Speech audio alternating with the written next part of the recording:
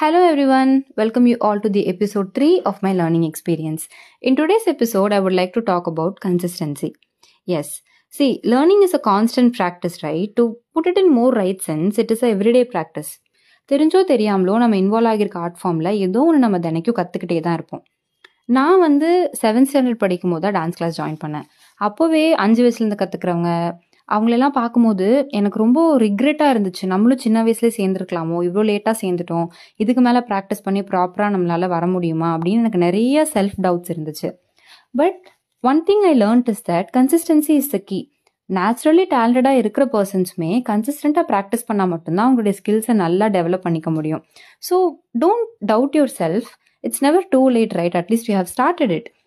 So அதனால் calm you mind, trust the process, everything will be good and you will be the best. So thank you. Meet you all in the episode 4 tomorrow. Bye.